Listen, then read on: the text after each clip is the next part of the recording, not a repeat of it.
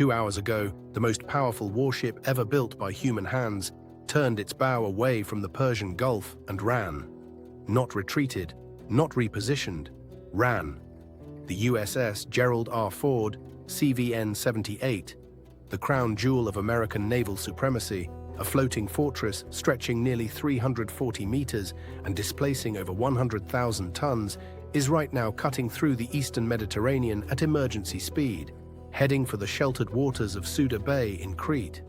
The official story from the Pentagon is almost insultingly simple: a laundry room fire.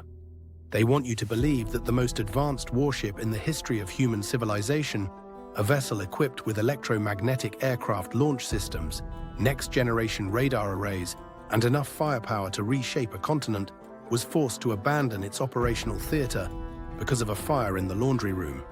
The world is not buying it, and neither should you, because what actually happened in those waters over the past 72 hours has sent shockwaves through the highest levels of American military command, triggered emergency closed-door sessions on Capitol Hill, and quietly confirmed what Iran has been signaling for months. The Pentagon's most expensive symbol of power has a weakness, and Tehran found it. Let that sink in for a moment before we go any further. If you want to stay ahead of stories that the mainstream media is burying, hit subscribe right now and never miss a breakdown like this one. Here is what we know, and more importantly, here is what the Navy does not want you to know. The fire aboard the USS Gerald R. Ford began on March 12th, in what the Navy describes as a non-combat compartment located in the aft section of the ship. Within hours, the blaze had spread with a ferocity that shocked damage control teams. More than 200 sailors were injured. Over 100 beds in the ship's medical bay became unusable. 650 of the ship's vacuum-operated toilets experienced catastrophic system failure across multiple decks simultaneously. And here is the detail that breaks the entire laundry room narrative wide open. The fire burned for more than 30 consecutive hours. On a ship specifically designed to contain and extinguish fires in under 15 minutes using the most sophisticated damage control systems on the planet, a laundry room fire burned for 30 hours. Let that number echo. 30 hours. The USS Gerald R. Ford carries a crew of 5,000 sailors, among them some of the most highly trained damage control specialists in any navy on Earth. The ship's fire suppression infrastructure cost more than some countries spend on their entire defense budget in a decade. And yet, a laundry room fire burned for 30 hours, injured over 200 personnel, and forced the withdrawal of America's premier carrier strike group from one of the most strategically critical waterways on the planet. The math does not work, the story does not hold, and in the vacuum left by the Pentagon's carefully managed silence, a far more dangerous explanation is beginning to take shape. Iranian military doctrine has spent the better part of 2 decades studying a single problem. Not how to sink an American aircraft carrier in open combat, because that is a war Iran cannot win conventionally, but how to neutralize one without firing a single missile that could be traced back to Tehran. The answer they arrived at is what military analysts are now quietly calling hybrid vessel denial. It is asymmetric warfare at its most sophisticated, and it does not look like what Hollywood taught you war looks like. It does not come with a hypersonic missile streaking across a radar screen. It does not announce itself. It creeps. It infiltrates. It corrupts from within. Intelligence sources speaking anonymously to regional defense outlets have described a program Tehran has been developing since 2019, focused on the deployment of underwater autonomous systems capable of attaching non-explosive but catastrophically disruptive payloads to the hull systems of large naval vessels. These devices, roughly the size of a standard diving cylinder, are designed not to blow holes in ships, but to interface directly with external hull systems. Cooling intake manifolds, electrical conduit housings, fuel transfer junctions. The kind of systems that, when compromised, cause fires that look exactly like accidents, fires that burn in non-combat compartments, fires that take 30 hours to extinguish. The Pentagon has not confirmed this. They have not denied it either. What they have done is move the ship, quietly, urgently, and with a speed that suggests the decision was made not by admirals in the region, but by someone in Washington who saw something on a classified damage assessment and immediately understood the implications. Now let us talk about what the departure of the Gerald R. Ford actually means strategically, because the implications extend far beyond one ship's mechanical problems. The USS Nimitz CVN-68, one of the oldest carriers still in active service, has had its deployment extended indefinitely to cover the gap. The USS Tripoli LHA-7, an amphibious assault ship carrying 2,200 Marines, is now transiting toward Iranian coastal waters at speed. And the USS Abraham Lincoln, the fourth carrier theoretically available for the region, has pulled back more than 1,000 kilometers from the conflict zone, following what the Navy describes only as precautionary repositioning. Read that sentence again carefully. 4 American carrier-class vessels, 1 crippled and fleeing, 1 elderly and overextended, 1 assault ship filling a carrier's shoes, and 1 that has quietly backed away from the fight without any public explanation whatsoever. This is not American naval dominance. This is American naval anxiety.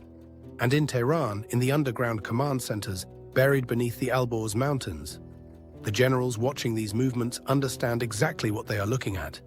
Not a temporary setback, a confirmation, a proof of concept. The hidden weapon worked.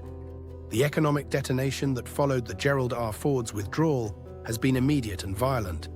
Within 45 minutes of the first confirmed reports of the ship's course change, global shipping insurance for Persian Gulf transit routes spiked by 31%. Lloyd's of London convened an emergency underwriting review.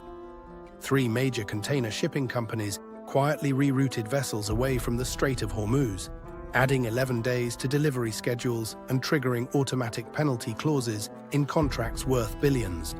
Brent crude surged past $94 a barrel within the first trading hour, its sharpest single-session jump in 14 months.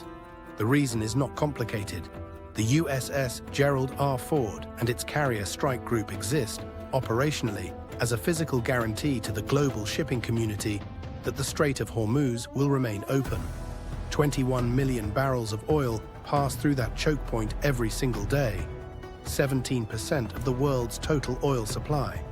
When the ship that symbolizes that guarantee turns around and runs, every insurance actuary, every shipping CEO, and every energy trader on the planet asks the same question at the same moment. Who is watching the door now? The answer, at this particular moment in history, is the USS Nimitz, a carrier that entered service in 1975, whose reactors and flight systems have been patched and repatched through 6 presidential administrations.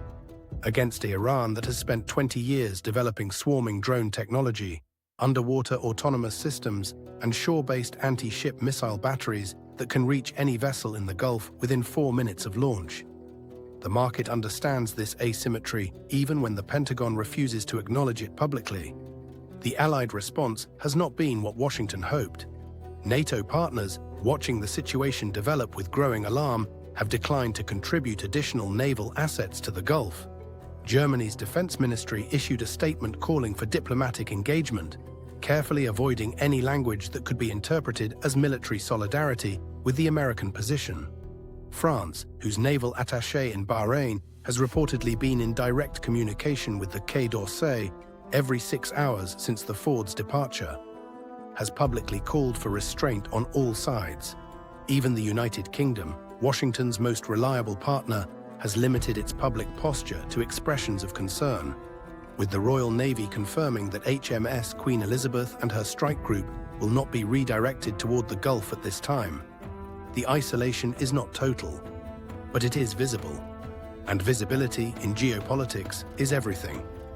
Here is the trap that Washington has stumbled into, and here is why there is no clean exit. Option 1 is to dismiss the entire incident as a mechanical accident, return the Gerald R. Ford to the Gulf after repairs, and project business as usual. The problem is that Iran now knows, and the world now suspects, that hybrid vessel denial works. Every future deployment of American carrier assets to the Gulf will carry with it an asterisk, a question mark, a whisper in every admiral's ear, asking what else might be attached to the hull that we cannot see. Deterrence is not just about capability, it is about certainty, and the certainty just cracked. Option 2 is to escalate, to respond to the implied provocation with a demonstration of force powerful enough to restore the perception of American invincibility. But escalation in the Persian Gulf is not a local event. It is a global one. Closing the Strait of Hormuz, even temporarily, in a military confrontation, would detonate energy markets in ways that would make 2008 look like a practice run. The political cost of $3 a litre gasoline landing simultaneously on American consumers who are already angry, already stretched, already looking for someone to blame, is not a cost any administration can survive intact. Option 3 is the one no one in Washington will say out loud, but everyone in the Situation Room is thinking. Acknowledge that the strategic calculus in the Gulf has changed, that the era of the aircraft carrier as an unchallenged symbol of American reach is entering a new and more dangerous phase, that adversaries who cannot match American power conventionally have found other ways to neutralize it, and begin the very difficult, very public, very humbling process of adapting. None of these options are good. All of them have costs, and while Washington deliberates in classified sessions behind closed doors, the Strait of Hormuz remains open, the Nimitz remains stretched, the Tripoli continues its transit, and the Gerald R. Ford continues its flight toward the sheltered waters of Crete. 2 hours ago, America's most expensive weapon turned away from the fight. What turned it around may never be officially confirmed, but the message it sent to Tehran, to Beijing, to every adversary watching American power and probing for its edges has already been received. Loud, clear, and without a single press conference, Washington wanted dominance. They may have just demonstrated its limits. The Gulf is watching, and right now, it is not watching the Americans.